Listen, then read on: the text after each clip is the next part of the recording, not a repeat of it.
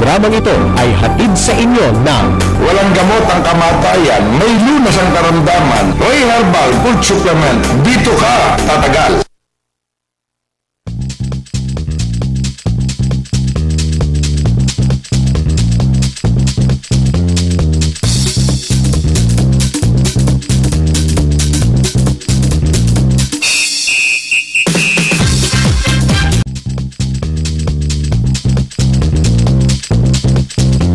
Nagbabalik po ang pambansang almusal at ngayon ho ay Biyernes. Alam niyo naman kapag Biyernes, special ang ating araw.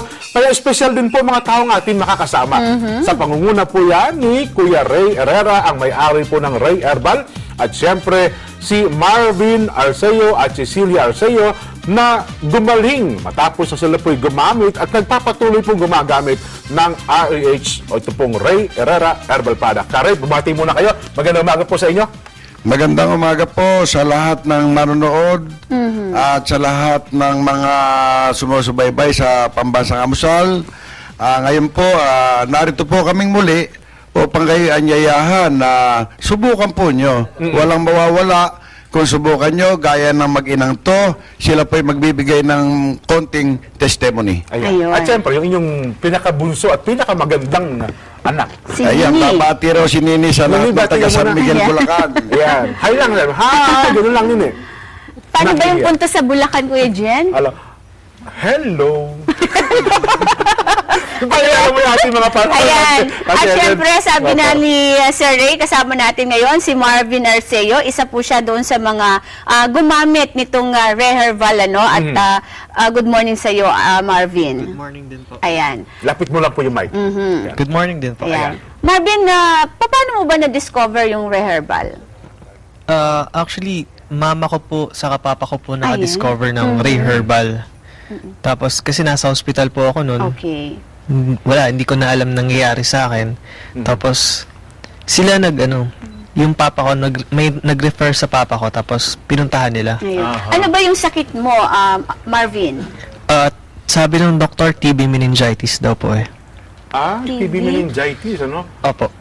So yung tuberculosis mo, umepekto na, nagkaroon na ng meningitis, ganun ba? Opo, ganun po. Tanungin natin si nanay. Nanay, mga anong taon po yung nalaman niyo may sakit pala yung anak Marvin. niyo? Si Marvin. 2007. Actually, lagnat lang yun eh. Nag-graduate niya lang ng college. Okay. 1 week before, after ng graduation, nagkaroon siya ng fever. And then fever yun, 3 days, hindi ko muna dinala sa doktor. After 3 days, pina-check up ko kasi mataas na yung lagnat niya. Then, binigyan siya ng may higher dose yung mga gamot. Pina-check up namin sa dugo niya.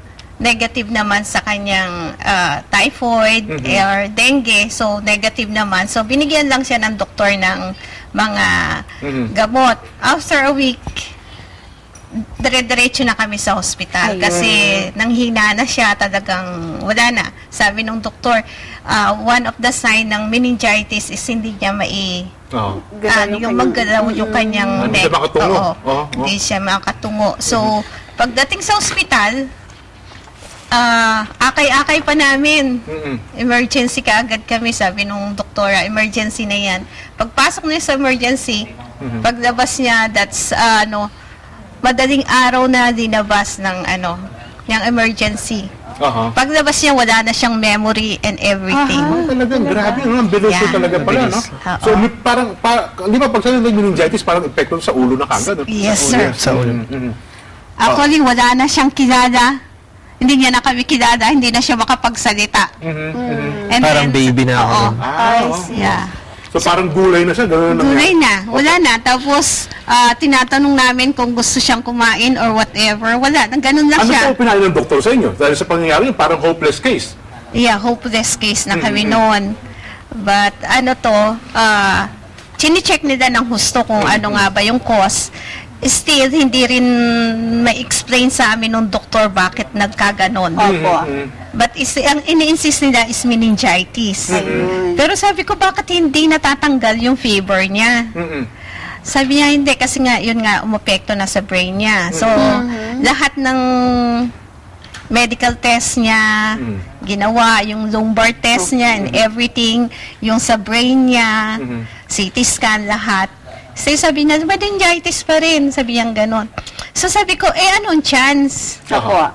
So, hindi nila masabi sa akin kasi sabi ko, okay lang ako kasi sabi ko, kaya ko yan. Kasi malaman ko talagang kalagayan kasi ng ang anak reason, niyo. sabi ko, ibigay mo sa akin ko, explain mo sa akin para malaman namin. Sabi ko, ready naman ako kung ano man yan, sabi ko ganon.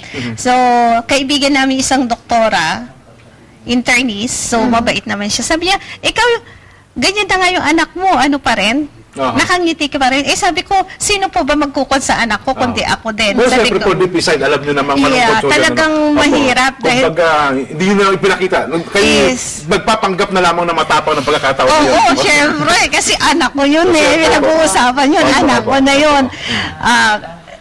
First time na na-hospital siya for 20 years. Na serious pa, na-hospital, serious. Nanay, mga anong taon po nagkasakit si Marvin, and then anong taon naman po paano kayo na-convince dun sa Reherval? 2007 siya nung nagkasakit. So, dinabas namin sa hospital kasi parang hopeless naman hindi ma-explain sa akin kung by chance ba siya gumaling o whatever. So, wala naman chance Sabi kong ganon. Kung ganon din lang, bakit ko pa itatagal yung ano? Lalaki lang ba yan sa hospital, di ba? 40,000 ang ginagastos namin every day for the brain. Para makuha lang yung brain niya. So, sabi ko, labas namin. Pag labas namin, doon naman siya na-stroke. Doon pa ng stroke? Yeah. Doon sa TV meningitis, nagkaroon po siya ng stroke. Oo. After that, takbo na naman kami sa kabilang hospital. Opo. Okay. So, pagdating namin sa sabi ng doktor. Tapos pagdating namin doon, buti sabi niya nadala mo kaagad. The same time, magaling pa rin naman yung doktor na napuntahan niyo nung una. Sabi niya ganun. Sabi ko, Dok, paano magaling? Wala naman pagbabago. Opo. Lalong lumada. So, nung sabi ko ganon, may chance pa ba? Anytime, sabi niya, 50-50 ang chance mo sa anak mo.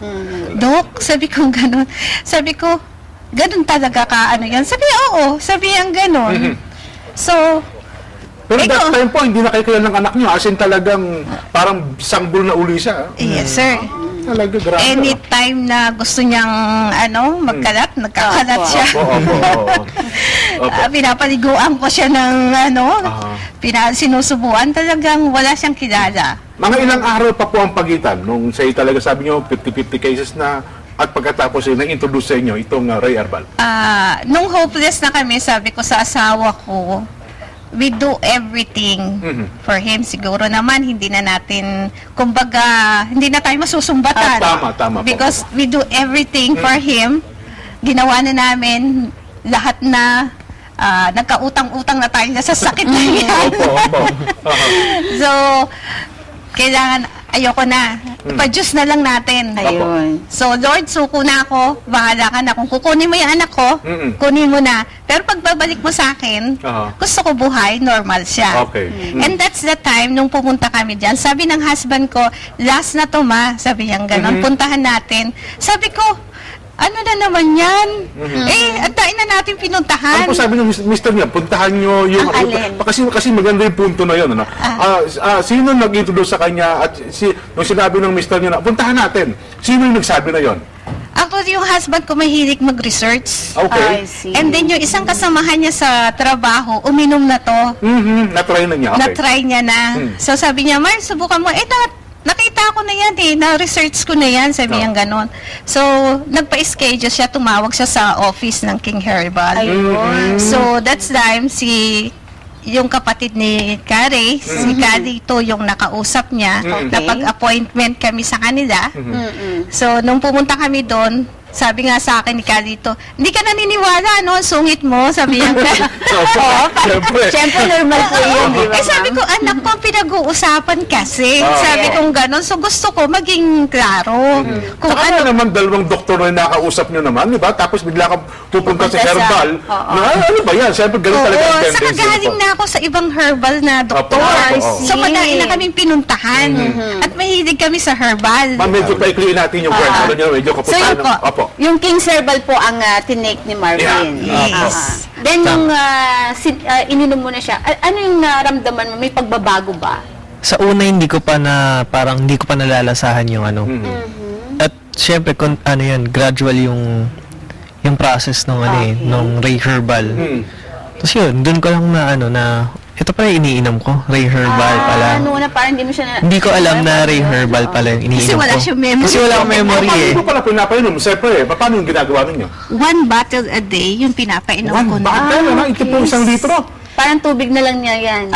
Paano po? Pinapainom yung sa tubig? Paano yung... Pinapainom ko sa pagkagising niya sa umaga, binibigyan nakakainom ko pa na naman siya. Pero ano Yes, po, sir. nangyari yun? Nasa labas mo siya ng ospital? Nasa labas na po. Nasa bahay niyo na po? Po. Kasi sabi ng doktor is hopeless naman na 50-50 siya. na nga po. 50-50. Oo. Sabi, anytime pwede siyang mamatay. Eh sabi ko, ay lang alam mamatay dito sa ospital, mas mahal, di wala na akong pera. Eh dinabas ko na lang.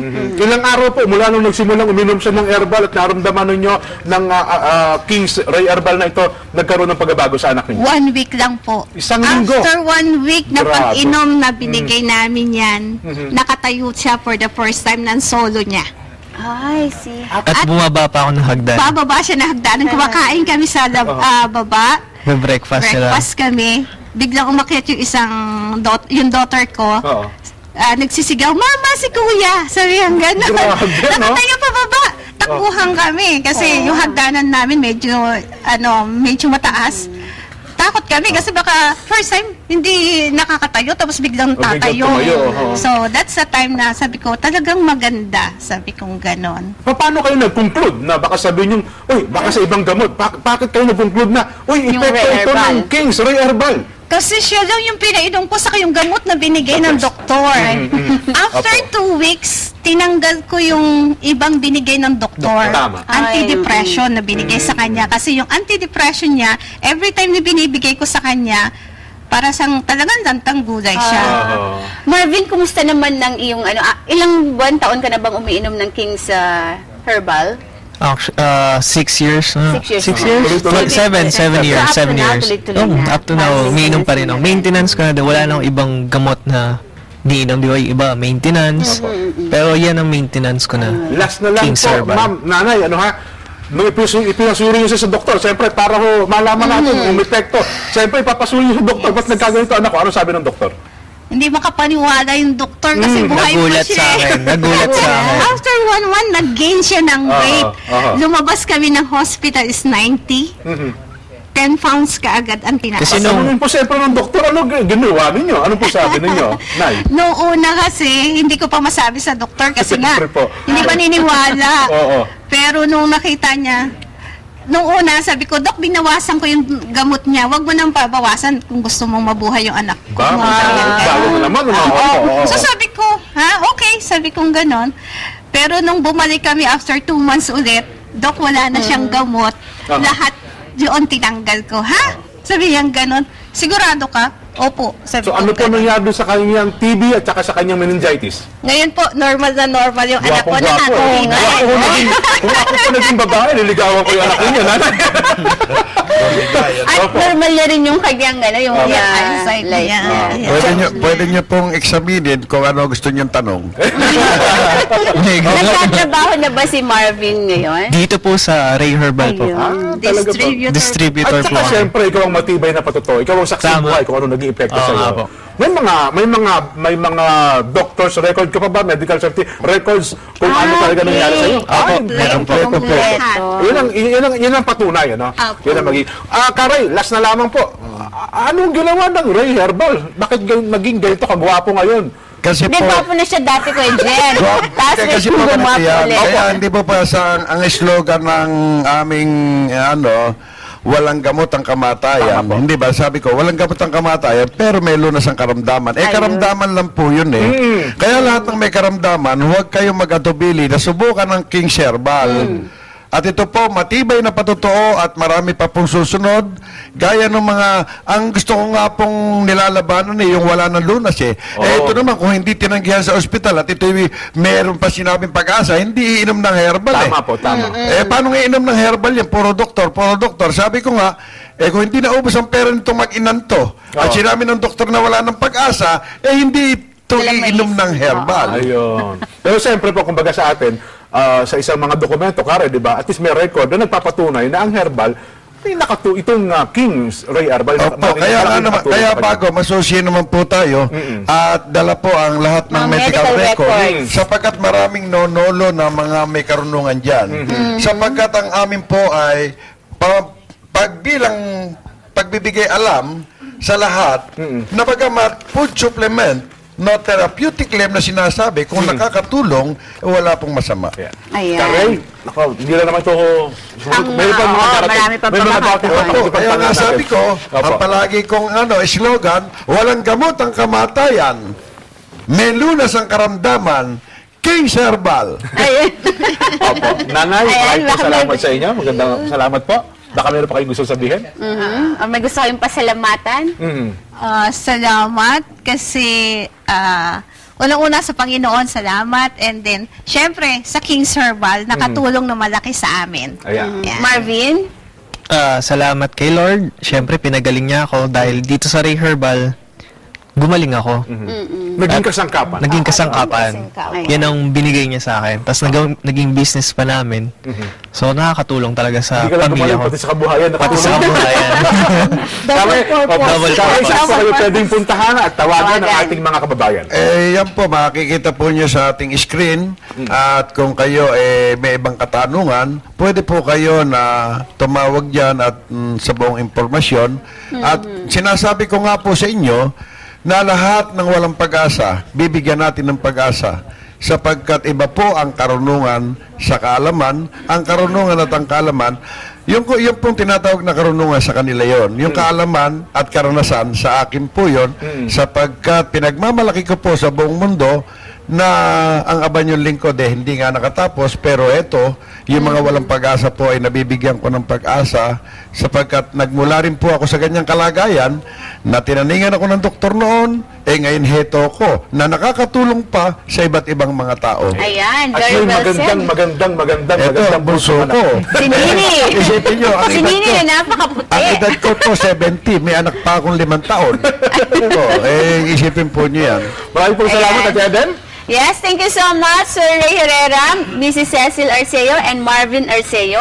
Pero definitely po mga kapambansang almusal, makakasama pa rin natin si Sir Ray sa mga susunod na araw para dito sa ating Ray Herbal. Na segment Ayan, naman. oo. Sige po. At syempre, Kuya Jen, Magbabalik po ang inyong pinakapaboritong morning show, Pambansang Almusal!